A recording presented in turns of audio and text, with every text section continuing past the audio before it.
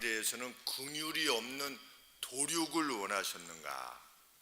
구약에 잘못 보면 이방 백성들은 그냥 하나님께서 다 치시고 이스라엘만 건져내시는 것처럼 보이기 때문에 이제 예수님을 처음 믿은 사람들도 성경을 보면 어제도 그런 언급이 있었는데 그렇게 보인다는 겁니다. 이방 백성들은 그냥 이스라엘 백성들은 무조건 보호하시고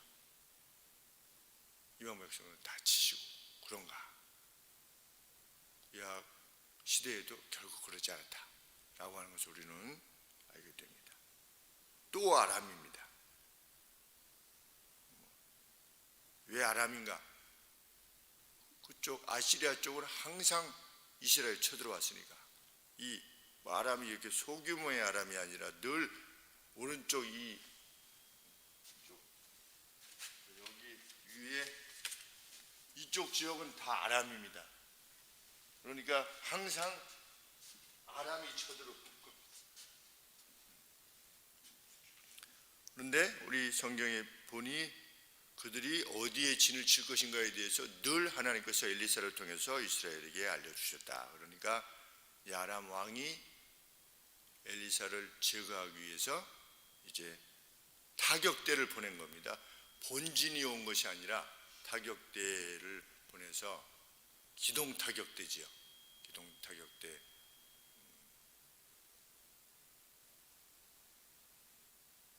미국으로 치면 네이비 실 이런 아주 유명한 타격대. 우리 빈 라덴 파키스탄에 가서 막 소음이 나지 않는 헬기를 타고 가지고서 지붕이 내려가지고 막 타격하는 그러한 식의 타격대를 보낸 겁니다. 그래서 밤새 이제 성을 호위했는데 아침에 일어나서 보니까 엘리사의 사원이 보니까 성을 빙 둘러싸고 있었다. 그래서 그랬는데 이 영어 성경에 보면 알라스 이렇게 되어 있습니다. 무슨 뜻이냐? 앞을 사 이런 뜻입니다. 끝났구나 이런 뜻입니다. 15절 말씀이죠. 내 주여 우리가 무엇을 해야만 할까요? 이런 절망에 빠져 있을 때 엘리사야 엘리야가 겨울이바람으로 올려지는 것을 볼 정도니까 무엇이 두려웠겠습니까? 우리와 함께한 이들이 저들보다 더 많다. 그것을 보면 숫자가 엄청난가 봅니다. 우리 성화 그려놓은 것을 보면 성이 있고 엘리사가 이렇게 하늘을 바라보고 있고 거기에 이제 구름 같은 것이 있으면서 많은 사람들이 그 말과 병거를 타고 이렇게 그 성을 둘러있는 그림을 본 적이 있습니다. 누가 그렸는지는 잘 모르겠지만 유명한 성화 같습니다. 근데 저들의 수보다 기본적으로 수 자체가 전사 한 명이 나가도 18만 5천 명을 송장으로 만들 수 있을 정도니까 그 수가 우리가 더 많다. 하나님 보여주십시오. 그랬더니 하나님께서 사원에게 보여주셨다. 이후에 엘리사가 하나님 앞에 간구했다. 하나님 저들의 눈을 어둡게 하여 주옵소서. 그랬더니 하나님께서 그들의 눈을 어둡게 하셨다. 눈만 어둡게 하신 것이 아니라 귀도 어둡게 하셨다는 것을 알게 됩니다. 왜냐하면 이 도단에 있더라 해가지고 도단을 공격하러 갔는데 엘리사는 이들을 사마리아로 이동시킵니다. 사마리아로 이동시키는데 도단에서부터 사마리아가 18km입니다. 그러니까 여기서 한 일산 동구청도 더 되고 한 백석역 그 정도 이상 되는 것 같습니다. 이 차로 이렇게 제2자유로를 타고 오면 조금 가깝고 일산에서 장항아이시 나와가지고서 제1자유로를 해가지고 오면 한 17km 정도 되는 것 같습니다. 그런데 우리 도단에서부터 사마리아까지 약 18km 정도 되는데 이제 말 타고 달리면 한 4시간 정도 되나 봅니다. 그런데 내가 길을 가르쳐 주마라고 했을 때 그 아람 군대가 동요하지 않았습니다. 그것을 보면 이 눈을 못 보게 되었다는 게 아니라 뭔가 다른 무아지경 상태에 있게 되었다는 걸 알게 됩니다. 왜냐하면 가면서 아무런 소동이 없었던 겁니다. 만약에 눈이 안 보였다면 이거 막 우왕좌왕하지 않았겠습니까? 그런데 다 따라간 겁니다. 그러니까 그리고 자신들의 말도 귀도 제대로 인식하지 못한 것입니다. 엘리사가 말했는데 누구 음성인지도 모르면서도 가자 그러니까 간 겁니다. 하나님께서 능력을 발해 주신 것입니다. 그래서 사마리아 성 안에 그들이 놓이게 되었다. 그랬을 때 이스라엘 왕이 칠까요? 내가 그들을 죽여야 될까요? 죽여야 될까요? 아주 급하게 말합니다. 왜냐하면 성 안으로 들어오게 되긴 했지만 아직 무장 해제가 된 것은 아니니까. 제가 공군에 가서 그 얘기를 들었습니다. 1970년대에 북한 전투기가 이렇게 백령도 상국에서 내려왔다가 실제로 우리나라 팬텀기하고 F4 팬텀이라고 하는 그때 이제 그 팬텀기는 천하무적 비행기였습니다. 당시에는. 그런데 미군이 우리에게만 제공을 했습니다. 그래서 우리가 공군력에 있어서 최강일 때가 있었던 거예요. 일본보다도. 일본도 F4 팬텀이 없었답니다. 그때. 근데 우리만 준 겁니다. 근데 이제 그 비행기가 좋은 게 뭐냐면 앞에서 이렇게 미사일을 쏠 수 있는, 서로 이렇게 마주 왔을 때 앞에서 미사일을 쏠 수 있는 비행기가 처음으로 나온 겁니다. 근데 보통 미사일은 막 공중전해가지고 꼬리를 물어야만 이제 상대방을 공격할 수 있는 그 미사일인데, 그건 그때 당시에는 AIM-9이라는 미사일을 달고 있는데, 이 팬텀기는 AIM-7 미사일, 앞에서 쏘는, 그러니까 뒤에서 쏘는 거는 열추적 미사일이라서 꼬리를 물어야만 이제 꼬리에서 나오는 열로 이제 공격하는 건데, 이것은 앞에서 미사일 자체가 레이더를 가지고 있어가지고 앞에 뭐가 있으면 레이더가 돌아오는 걸로 공격하는, 명중률은 좀 그렇게 아주 높진 않지만 뭐가 이렇게 싸우다가 뭐가 날라오면 이 사람은 도망가야 되지 않겠습니까? 일단은 도망갈 때 이제 꼬리를 무는 이런 식의 이제 팬텀기를 가지고 있었는데, 팬텀기가 이제 미국 이북의 북한의 공군기하고 붙어서 제가 듣기로는 미국 10군가 21인가 좀 더 오래된 비행기죠. 근데 붙었는데 팬텀기가 꼬리를 딱 물었어요. 꼬리까지 딱 물은 거예요. 그래서 락온 됐다고 해가지고 그냥 누르기만 하면 죽는 이런 상태가 된 겁니다. 근데 그때 조종사가 그렇게 외치더래요. 쏠까요? 쏠까요? 막 이렇게. 왜냐면 긴박하니까, 너무 긴박하니까 쏠까요? 쏠까요? 막 이렇게. 그래가지고 기다리라고 상부에 이제 대통령이나 국방부 장관의 어떤 명령이 있어야 되니까. 그런데 평소에는 갤렉스 또한 반초 이렇게 제가 이제 부르면 아주 굉장히 굵은 목소리로 반초 갤렉스 또한 고해 뭐 이렇게 아주 분위기를 잡으면서 그 교신을 해요 보통. 그런데 그때는 막 그리고 영어로 합니다 보통은. 근데 급하니까 영어가 아니라 그냥 쏠까요 이러더래요. 그런데 그냥 보내달라고 해가지고 그냥 보내줬습니다.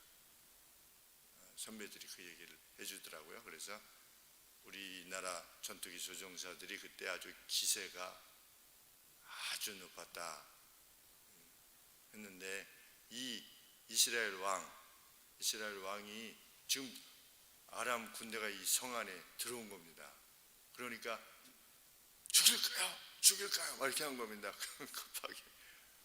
그러니까 엘리사가 뭐라고 말하는 것입니까? 칼과 활로 잡은 적구리라 한들 우리가 어떻게 그를 죽일 수 있겠습니까? 참 이것을 보면 그 엘리사의 언급이 하나님의 마음인 것입니다. 하나님의 뜻. 하나님은 이방의 나라 군대들은 무조건 도륙하기를 원하셨는가? 결코 그렇지 아니한 것입니다. 엘리사의 마음이 곧 하나님의 마음인 것입니다. 이방 나라 사람들이 죽임을 당했을 때는 끝까지 하나님을 대적하고자 했을 때, 그리고 끝까지 자신들의 악에 의해서 망하는 겁니다. 그러니까 이스라엘이 문수를 치게 될 때는 그것이 단지 이스라엘의 원수기 때문만이 아니라 실은 그들의 악을 하나님께서 제거하시는 것입니다. 그러니까 하나님께서는 이스라엘을 보호하시면서 그들의 악을 제하시는 것이죠. 이중적인 목적을 지니고 있는 것입니다. 우리가 그것을 어디서 볼 수 있는가? 아브라함에게 약속을 하시면서 아직 아모리 백성들의 이 아모리가 이 가나안 땅 전체를 의미하는 것인데, 아모리 그 족속들의 죄악이 그 땅 가나안 지역에 있는 자들의 악이 아직 관영하지 않기 때문이다. 관영하지 않은데 이스라엘이 들어가야만 되기 때문에 나중에 이제 지금 아브라함이 가나안에 있을 때 하나님이 약속하신 것이죠. 너의 후손들이 이방에서 계기되어 있다가 다시 가나안 땅에 들어오게 될 텐데 지금 왜 그러면 그렇게 안 해주시는가? 아직 이 아모리 지역의 이 악이 관영하지 않기 때문입니다. 넘쳐흐르지 않기 때문이다. 그러니까 너의 후손이 지금 뭐 없지만 그것이 이내 이루어지지 않는 이유는 너희가 이렇게 살아야 되기 때문에 너희들은 다 죽어. 이럴 수 없다는 겁니다. 하나님께서. 가나안 백성이라 할지라도 그들이 악이 가득 차게 되면 그때 어떤 시기에 하나님께서 그 악을 제하는 차원에서 아브라함의 후손들로 하여금 들어오게 할 것이다. 그것이 그때로부터 한 400년 뒤인 것이지요. 하나님께서 그렇게 말씀하신 것입니다. 이방 백성들은 무조건 다 죽소다. 그러지 않았습니다. 대표적인 내용 중에 또 다른 하나가 요나 선지자의 내용 아니겠습니까? 니누에 그 시리아 쪽에 그 성, 하나님께서는 그들의 폭력 때문에 그 성을 멸하실 것이라고 요나 선지자에게 가서 고해라 이렇게 하지 않습니까? 그랬을 때 그들이 회개했을 때 이방이라 할지라도 하나님께서 멸하시지 않았고, 이 땅에 여기 성 안에 좌우를 분별하지 못하는 무엇이 진리인지 모르는 그러한 영혼들이 12만 명이나 있는데, 그리고 육축도 많이 있는데, 동물들도 많이 있는데 내가 그냥 멸하는 게 마땅하냐? 너는 박농쿨 하나도 아끼면서 내가 이들을 아끼는 것이, 하나님은 이방도 아끼는 것입니다. 이방의 영혼도 아끼는 것입니다. 그것이 구약이 말하고 있는 하나님의 사랑입니다. 오늘도 그러합니다. 죽여야 할까요? 이렇게 했더니 엘리사가 그렇게 답하면서 대항할 수 없는 원수를 죽이는 것은 사륙에 불과할 뿐이다. 이렇게 언급하는 것입니다. 이미 무장해제가 되려고 하는 이를 죽이는 것, 그것은 징벌이 아니고 그것은 단지 사람을 죽이는 살인일 뿐이다 라고 엘리사가 말하는 것입니다. 그것이 하나님의 뜻입니다. 엘리사는 또 하나님께서는 단지 그들이 아람 군대들이 상대하고 있는 그 대상이 여호와 하나님이시라고 하는 것, 당신들을 이렇게까지도 할 수 있는 능력을 지니신 분이라고 하는 것, 그러니 감히 이 하나님을 맞서면 안 된다고 하는 것, 이것을 보여줘서 그들로 하여금 우리가 이렇게 하면 안 되는구나 라고 하는 것을 깨닫게 하기를 하나님은 원하신 것입니다. 그래서 엘리사가 무엇을 원하는 것이냐? 떡과 물을 주어서 마시게 하고 가도록 해라. 그래서 그들이 먹고 마시고 돌아갔다. 아람은 먹고 마셨다. 달리 말하면 그렇게 제공된 것이 애정 담긴 호의라고 하는 것을 인식했다는 겁니다. 그거 먹겠습니까? 안 먹죠. 그 애정이 담긴 채로 이렇게 주지 않으면, 지금 들어와서 다 우리 딱 봤을 때 다 죽게 생겼는데, 우리 6.25 그 동영상을 보니까 유튜브에 6.25 동영상 중에 뭐가 있냐면 북한 포로들이 그 포로 수용소에 있으면서 이제 행동하는 것을 이렇게 찍어놨는데 아주 자유로워요. 보통 포로가 되면 우리 저 독일의 유대인들이 포로 되어 있는 모습을 보면 다 막 이게 살이 없고 막 눈이 퀭하고 그냥 이렇게 있는 모습도 제수복 입고, 그런데 우리 북한군 포로들을 보니까 그 안에서 막 서로 만나면서 막 웃어요. 포로가 막 웃어.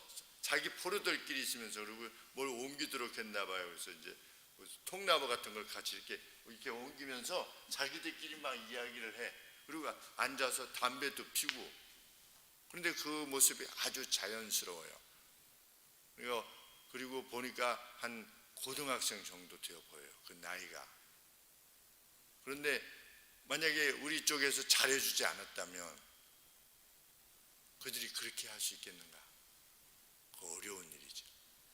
그러니까 우리는 포로를 할지라도 미군과 우리 한국군이 그들을 아주 선대했다는 것을 알게 됩니다. 그러니까 나중에 포로 석방했을 때 그 이승만 대통령이 그냥 포로 석방하지 않았습니까? 거제도에서. 그랬을 때 뭐 수많은 사람들이 남한을 선택한 거지.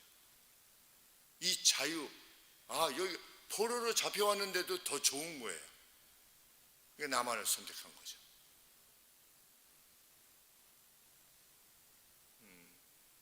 우리 하나님께서도 이 아람 군대가 그 영혼들이 이거 진짜구나 라고 하는 것을 깨닫게 하기를 원하셨다는 것입니다.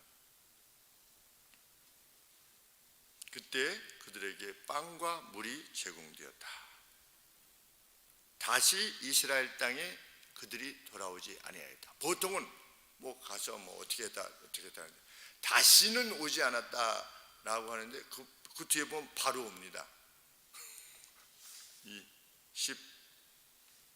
23절에 24절에 보시면 이후에 아람 왕 베나닷이 그 온 군대를 이끌고 다시 와요. 그러니까 다시는 오지 않았다라고 하는 것이 그런 차원이 아니라 그때 당시에 갔다가 가자마자 또 우리가 원수를 갚으리라 해가지고 다시 오지 않았다는 겁니다.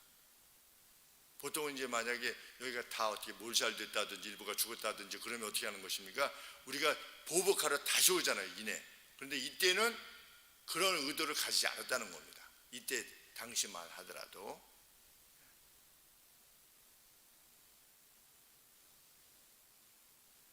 그리스도 안에서 우리에게 때로 힘이 주어질 때가 있다. 상대를 죽일 수 있는 힘이 주어질 때가 있다. 그런데 그 상대는 우리를 대적했던, 우리를 죽이려 했던 이들일 수 있다. 그런데 하나님께서는 그렇게 우리에게 주어진 그 힘이 빵과 물을 제공하기 위해서 쓰여지기를 원하신다. 우리에게 주어진 넘치는 힘으로 상대에게 빵과 물을 제공하는, 원수에게 빵과 물을 제공하는 그것을 위해서 우리에게 주어진 힘이 사용되어지기를 원하신다. 그것이 성경의 가르침입니다. 상대가 먹고 마실 정도로 애정이 충분히 인식되어질 만큼 그렇게 겸비함으로 우애와 애정으로 상대를 먹이는 그러한 힘의 구사, 이것이야말로 하나님의 백성이 행할 바이다. 이렇게 가르치는 것입니다. 다시 이스라엘 땅에 들어오지 않을 것이기 때문에 우리는 이러한 승리를 목적하는 하나님의 백성이다. 이것이 성경의 가르침입니다. 기도하겠습니다. 아버지, 우리에게 분명 힘을 주실 줄 믿습니다. 그 힘으로 섬기는 일에 원수를 사랑하고 돌보는 일까지 나아갈 수 있는 저희가 되게 하여 주옵소서. 하나님, 우리 안수리 집사님을 기억하시고 김영자 권사님을 기억하여 주시옵소서. 우리 정랑래 권사님을 기억하여 주시옵소서. 우리 이명희 전사님을 기억하여 주옵소서. 송다영 자매님과 우리 정영희 집사님을 기억하여 주옵소서. 아버지께서는 기도를 들으시겠다고 약속하셨습니다. 하나님, 회복시켜 주시옵소서. 이 자리에 함께 예배드리게 하시고 기도할 수 있도록 도와주옵소서. 하나님을 간절히 사모하는 가정들이 오니 주님, 은혜의 은혜를 베풀어 주옵소서. 예수님의 거룩하신 이름을 의지하여 간절히 기도합나이다. 아멘.